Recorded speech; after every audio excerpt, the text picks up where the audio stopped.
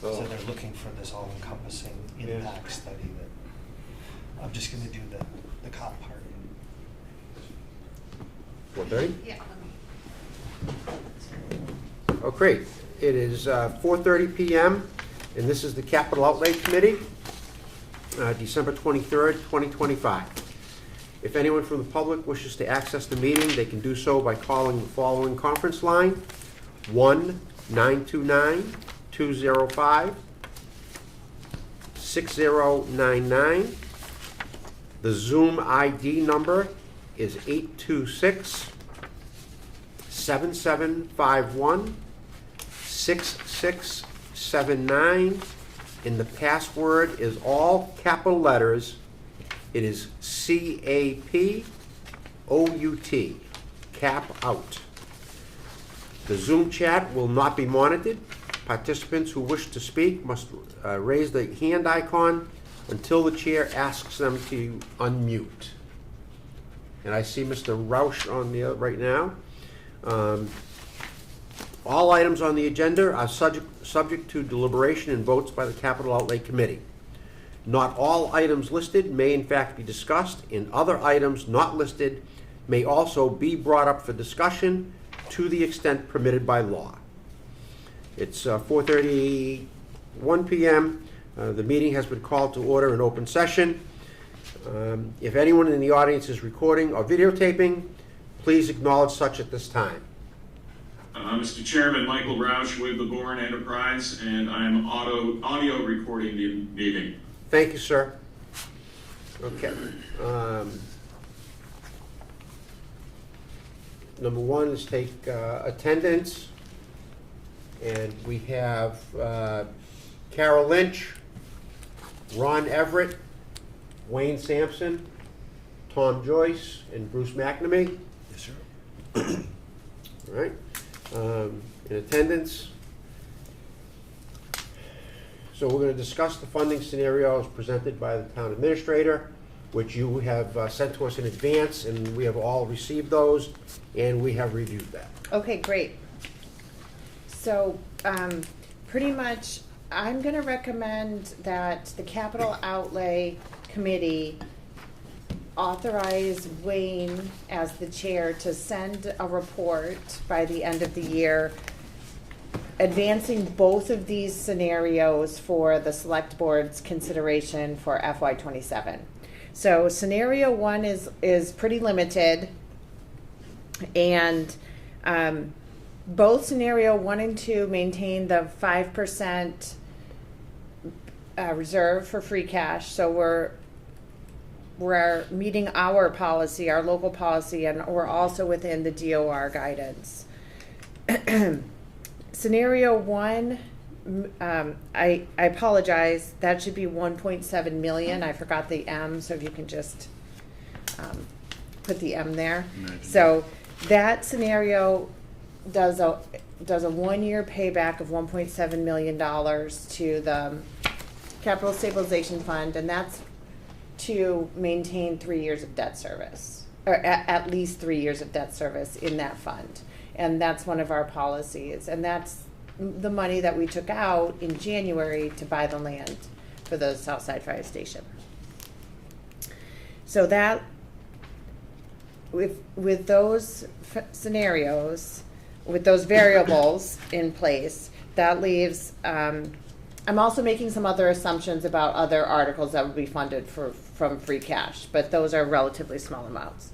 That leaves approximately $660,000 for capital. In my opinion, the most important capital project before you this round is the Singing Bridge design. Which is why I've locked that one in at number 1. And then, in my opinion, the second most critical project is the turnout gear for the fire department. So that's locked in at number 2. And then the remaining, the remaining money I'm allocating to the school's security project for the ground floor windows. So these, you can change these projects around. If there are things that you think are more important than these three, that's what you're here to talk about. I'm giving you my recommendation as far as how I see the needs laid out. Scenario 2, which I also recommend that you move forward, gives the select board an option of funding all of your priority projects that you identified, but paying back the capital stabilization fund over 2 years. So maintaining the 5% free cash reserve, putting half of the Clay Pond Road purchase back in capital stabilization in FY27, putting half back in FY28, and that frees up the budget for all of your priority projects. If number 9, the town hall envelope design, is funded through CPC, then I would recommend that this come off the list and the number of police cruisers be increased from 3 to 4.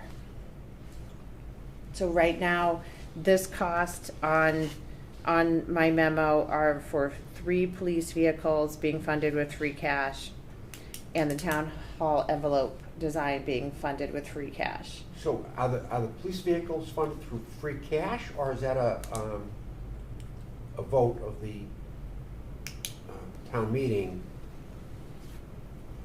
that comes from taxation? No, so Eric and I always recommend that the vehicles that are light duty, not apparatus. Right. So Eric and I always recommend that we pay for the vehicles that are, have a 3 to 5 year lifespan using free cash. Okay. The town in the past had borrowed for those.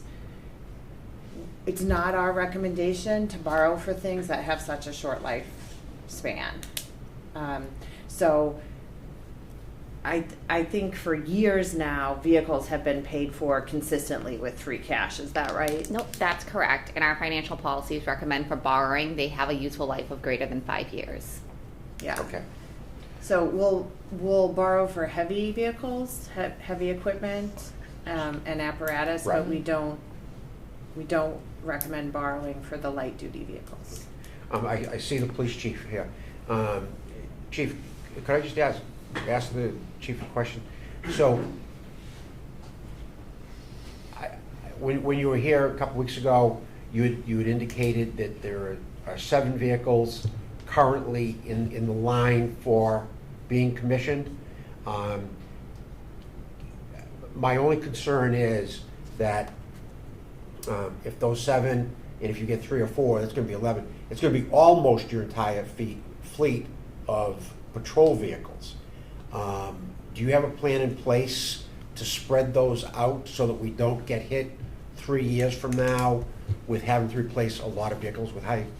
Very good question, thank you. Chief Issa, for the record. So since we spoke last, 4 of those vehicles that we talked about are ready for deployment today. Okay.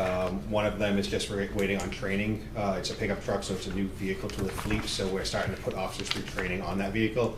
The other 3 vehicles have been upfitted and are ready to move. So those will start getting mileage and wear on them immediately. The remaining 3 vehicles, probably middle of this year. But we have a plan that we constantly utilize where we're monitoring the mileage of the vehicles and allocating the use of those vehicles based upon that mileage, so we don't end up with either one vehicle with a super high mileage or another vehicle or a series of vehicles where we say, okay, we have 6 vehicles with all 100,000 miles all in 1 year. Sometimes that means moving them into a detail fleet, an admin line, but we rotate that through, so I do not anticipate, that will not be an issue that comes before. We will not be asking you for. Approximately how many miles do you get out of a vehicle, life of a vehicle? So the patrol vehicles, Durangos are still a little bit young for us to be able to see how long those are going to last, but the Tahoes, we're seeing ones with about 120,000 miles that still are fine. That we're probably moving those into another part of the fleet, but generally it was about 110,000 we were seeing on the Interceptors.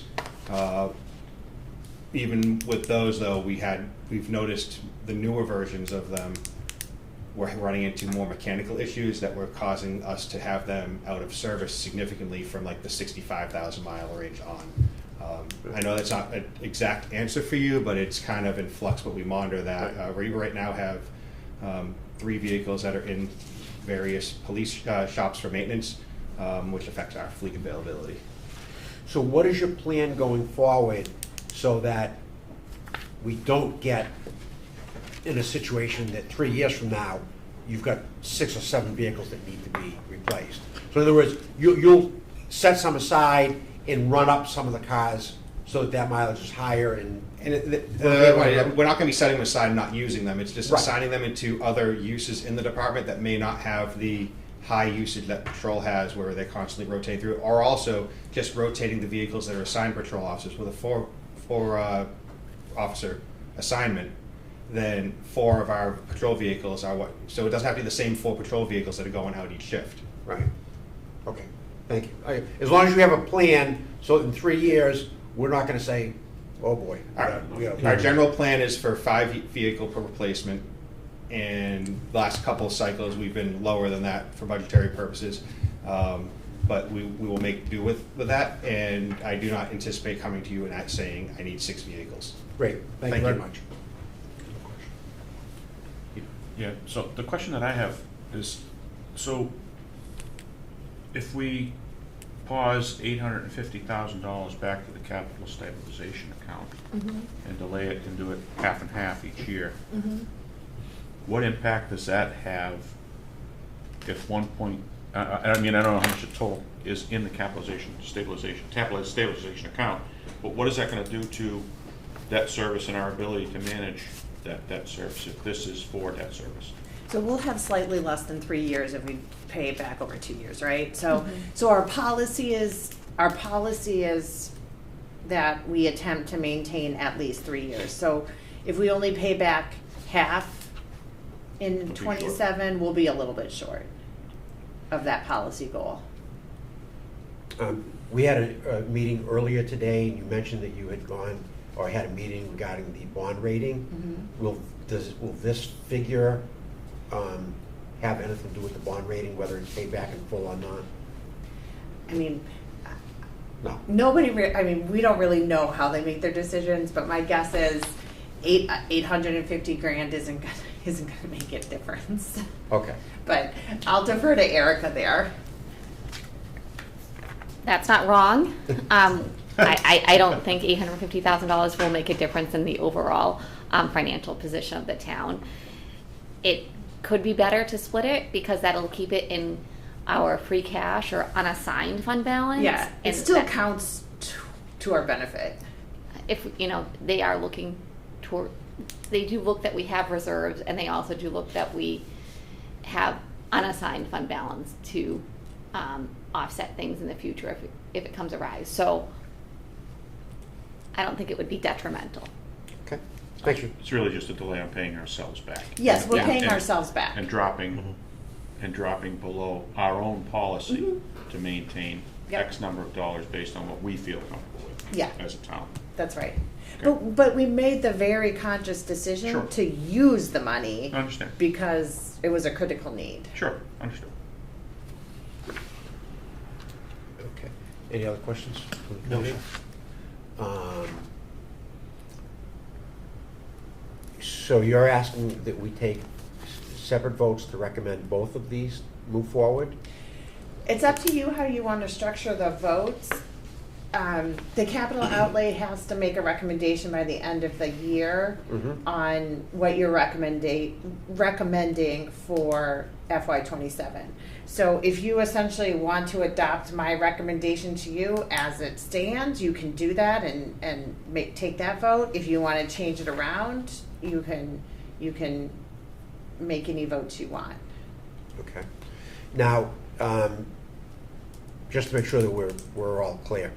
So all of the other items on the capital budget that we looked at, if they had a independent funding source, those are gonna move forward as is. And don't we have to take a separate vote on those? So those are also included. So the recommended spending from other sources, not free cash, are the 250,000 from waterways fund, the 732,000 from sewer enterprise borrowing, the 14.15 million from ISWIM, and at least 677,000 to seek CPA funding. We still are waiting for that estimate for the shade structure for the back here.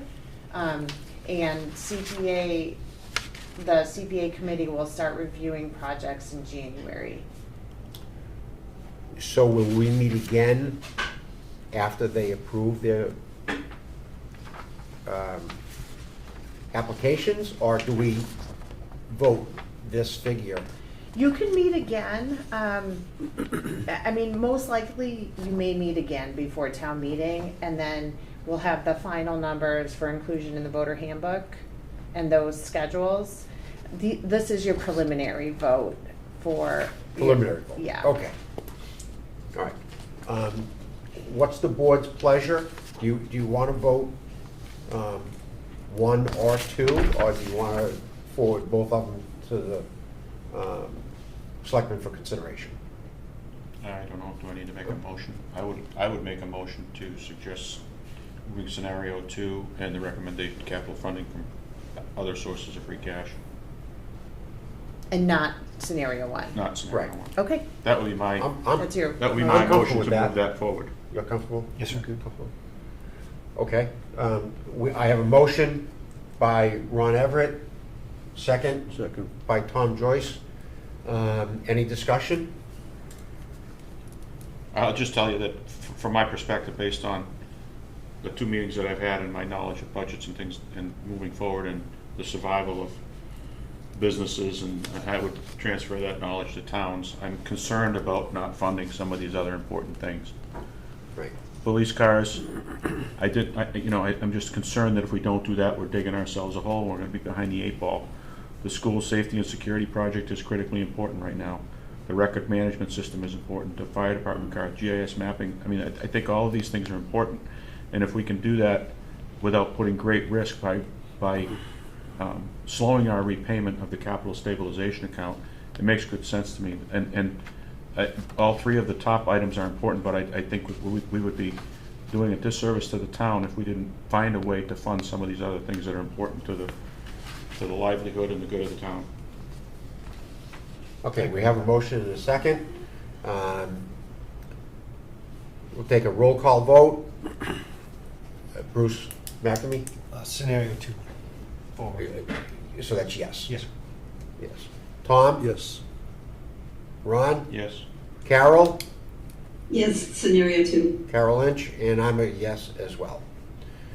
Okay, do you need individual votes on the sources of the other one, capital spending? No? No. All right, so that's all included in Yeah. in that. Okay.